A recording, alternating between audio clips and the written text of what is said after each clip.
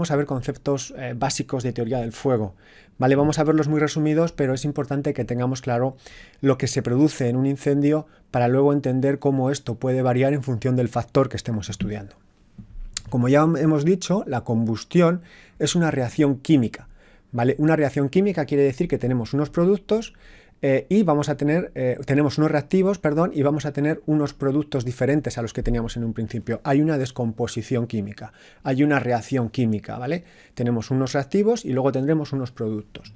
En este caso, en la combustión, para que estas dos materias se empiecen a combustionar, se empiecen a reaccionar, necesitamos una energía de activación, ¿vale? Por lo tanto, tenemos que tener un combustible, tenemos que tener un comburente y tenemos que tener una energía de activación para que esta reacción química se inicie, ¿vale? Esta reacción química, decir que es exotérmica, es decir, que desprende calor, de oxidación-reducción, ¿vale? Y va a intervenir, en este caso, un comburente que va a oxidar a un combustible, ¿vale? Se producen dos elementos que se van a reaccionar químicamente y esta reacción química desprende calor, ¿vale? Genera unos productos y se genera calor, ¿vale? La combustión, importante, se genera en fase condensada o gaseosa, ¿vale? ¿Qué quiere decir esto? ¿Vale? La fase condensada es una fase en la cual hay materia, solo se da en los sólidos y en los líquidos, hay materia que está asociada a esta materia en el estado en el que esté, digamos que está junto pero a la vez quiere irse pero no puede, ¿vale? Está como en una interfase, pertenece a la materia en sí, sólido o líquido, pero digamos que la fuerza de atracción de la materia es mayor que la fuerza de repulsión de estas partículas y por lo tanto digamos que se mantiene unida, ¿vale? Está en una especie de desconexión pero no total. Y la fase gaseosa es la fase en la cual nosotros vamos a incidir más, porque es la que más reconocemos, ¿vale? Realmente, a nivel genérico, podemos decir que una combustión se genera en fase gaseosa. ¿Por qué es importante esto? Porque nosotros, cuando vayamos a extinguir, lo que queremos es cortar la emanación gaseosa de un combustible, sólido o líquido, ¿vale? Porque de esta manera detendremos la combustión. Si nosotros cortamos los gases de pirólisis, ¿vale? Los gases de pirólisis es una descomposición química que se produce en las materias principalmente sólidas que se descomponen y esos gases que se liberan en esa descomposición son muy reactivos. Si nosotros cortamos esa pirólisis, detenemos la combustión, ¿vale? Básicamente. Por eso digo que es importante entender a grandes rasgos que la combustión se produce en estado gaseoso.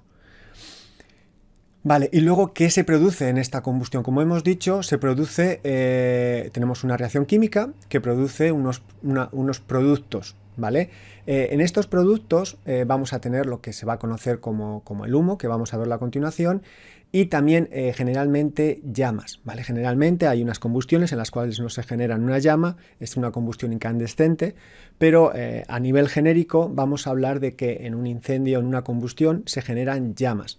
Esta llama va a determinar pues, cuánto combustible, cuánto comburente tenemos, si la relación es buena, si la reacción química se está produciendo bien o si está deficiente en alguno de los elementos que estamos comentando, ¿no? Por lo tanto, va a haber una emisión de luz y calor, generalmente con llamas, y esto pues hay que conocerlo, ¿no? Simplemente para que luego cuando veamos los diferentes aspectos lo tengamos claro. Vale, cuando el fuego se mantiene, existe un factor que es la reacción en cadena, ¿vale? ¿Qué es la reacción en cadena? ¿Vale? El fuego, esto es importante tenerlo, como hemos dicho, desprende calor, ¿vale? Pero el calor, hay parte del calor que va a ser disipado en el ambiente y hay parte del calor que va a preparar o a predisponer el combustible siguiente para la combustión. Va a descomponerlo en lo que llamamos radicales libres. Radicales libres son partículas que son inestables si no tienen una compensación de protones, neutrones, electrones adecuada, pues esa materia es inestable y por lo tanto va a generar inestabilidad, ¿vale? Esos radicales libres van a hacer que el incendio se mantenga, continúe, pero va a depender mucho del calor que se va a disipar y del calor que va a ser efectivo para que la combustión continúe, ¿vale? Va a haber escenarios en los que se va a disipar más calor por lo tanto la dinámica de incendio va a ser más lenta y va a haber otros escenarios en los que no se va a disipar tanto calor y va a haber más calor efectivo para que se reanude la combustión. ¿Vale? Es un concepto que también es importante porque habrá, como ya has dicho, habrá escenarios que absorban esa energía, que disipen esa energía al incendio y otros que no, ¿vale? Por eso es importante luego cuando veamos los diferentes factores del incendio tener en cuenta ese concepto, ¿vale? El calor que se disipa y el calor que digamos es efectivo para que la combustión continúe. Y ahí forma un factor importante en la reacción en cadena, ¿vale? Porque ese calor efectivo, por decirlo así, va a activar el combustible generando radicales libres que van a generar mayor evolución en el incendio. Vale, esto es teoría del fuego, ¿vale? Tener algunos conceptos claros. Vale, hemos hablado de la combustión, que se genera generalmente unas llamas y se genera un calor disipado, calor efectivo, ¿vale? Y hemos visto, ¿vale? Que se generan unos productos, ¿vale? Unos productos de la reacción química que ya hemos hablado.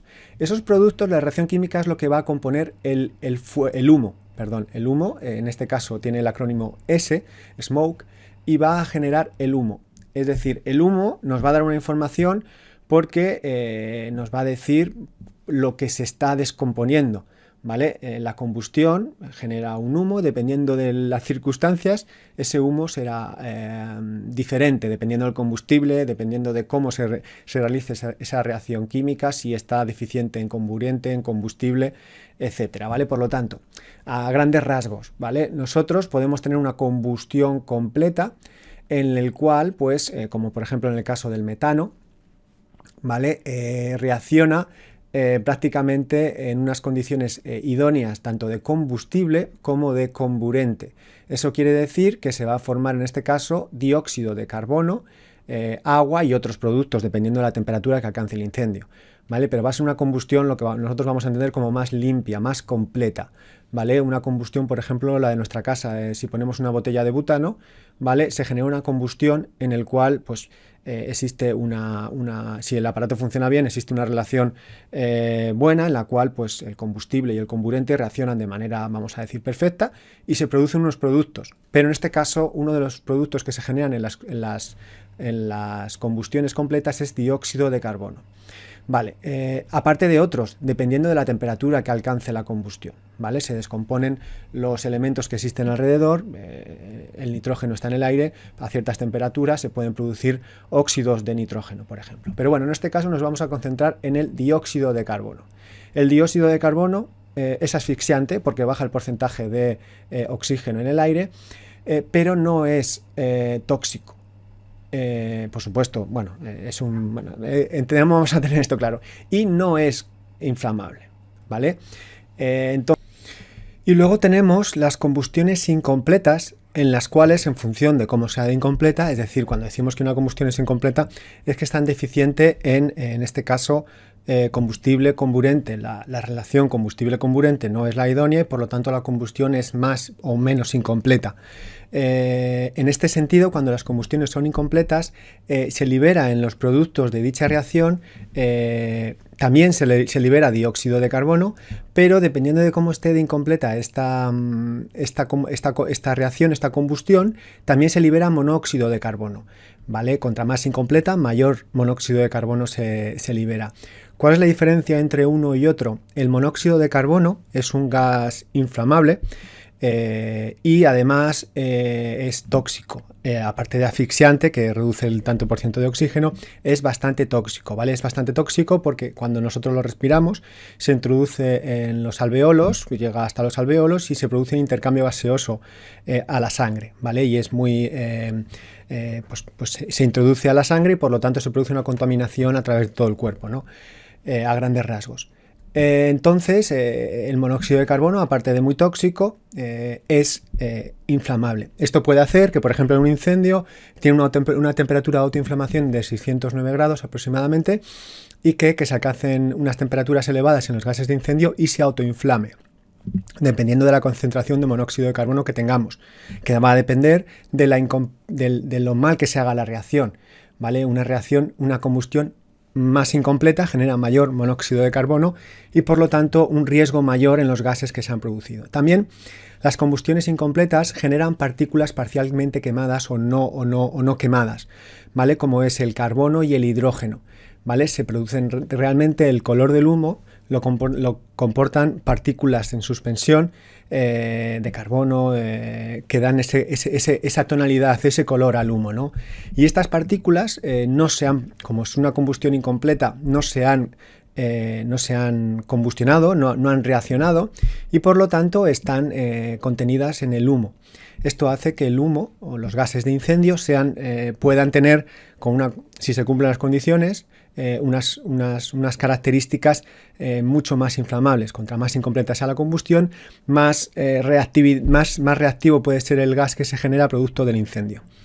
¿Vale? Y bueno, y esto entonces hay que tener en cuenta la diferencia entre una combustión completa y una combustión incompleta para cuando hagamos el estudio del humo sepamos cuánto reactivo puede ser y qué le falta para que sea reactivo, ¿vale? Porque necesitamos tres elementos. Necesitamos un combustible, necesitamos un comburente y necesitamos una energía de activación.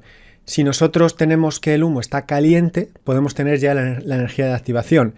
Si tenemos que el humo está cargado energéticamente con monóxido de carbono y con partículas de carbono e hidrógeno, también tenemos el combustible listo. Además sabemos que la combustión se realiza en fase gaseosa, por lo tanto tenemos un combustible en la fase idónea para que reaccione. ¿Vale? ¿Qué le puede faltar en un momento dado del incendio? Le puede faltar el comburente, que es el oxígeno que contiene el aire. Si nosotros hacemos una aportación de oxígeno en un momento determinado, podemos generar una reacción, una combustión de dicho humo, ¿vale? O dichos gases procedentes del incendio. Por eso es importante que tengamos en cuenta estos conceptos de teoría del fuego.